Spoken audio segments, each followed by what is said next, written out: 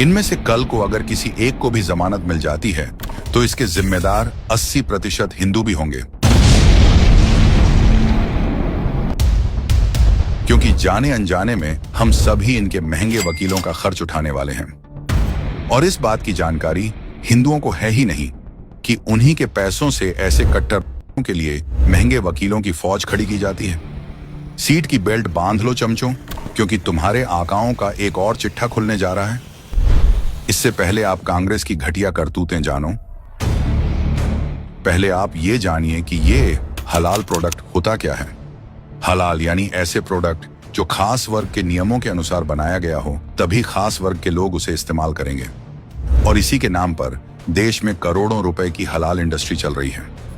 और इस इंडस्ट्री की कीमत उन हिंदुओं से वसूली जा रही है जिन्हें हलाल सर्टिफिकेशन से कोई लेना देना ही नहीं है। इंदिरा के काल 1974 से पहले भारत में हलाल सर्टिफिकेशन नाम की कोई चीज ही नहीं थी। मतलब कि कांग्रेस के काल में एक नया हलाल बाजार तैयार करने की नींव रखी गई। 1993 तक यह सिर्फ मांस तक सीमित थी, लेकिन उसके बाद तुष्टिकरण के लिए कांग्रेस सरकारों ने और चीजों में इस्तेमाल करने की छूट दे दी। भारत में जमात उलेमा ए हिंद जैसे संस्थान हलाल सर्टिफिकेशन देती है और बदले में कंपनियों से मोटा रकम लेती है,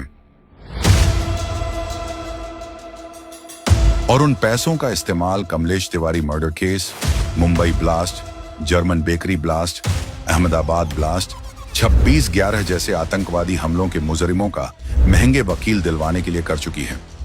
ये सब जानने के बावजूद भी 2013 में कांग्रेस के एक नेता ने एक ऐसा कानून बनाया जिसके तहत किसी कंपनी को अगर अपना सामान बाहर एक्सपोर्ट करना है तो हलाल सर्टिफाइड होना चाहिए।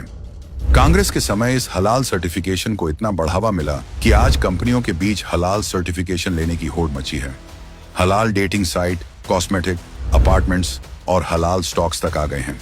ऐसे में ये सवाल उठना तो लाजमी है कि क्या एक खास समुदाय के लिए हमारे देश की ISI और फसाई जैसे मौजूदा सरकारी प्रमाण पत्र की कोई वैल्यू नहीं रह गई है। कांग्रेसी कहते हैं देश में सबको बराबर हक मिलना चाहिए, लेकिन एक खास वर्ग के लिए वक्फ बोर्ड बना दिया, हलाल सर्टिफिकेशन का बाजार खोल दिया। और ऐसा भी नहीं है, हलाल प्रोडक्ट सिर्फ एक खास समुदाय को बेचे जाते हैं। आपको शायद अंदाजा भी नहीं है, लेकिन लाल शरबत जैसी हलाल सर्टिफाइड प्रोडक्ट खरीदने के कारण एक पत्थरबाज बाहर घूम रहा होगा। कितने ब्लास्ट के आरोपियों की कोर्ट की फीस भरी जा रही होगी।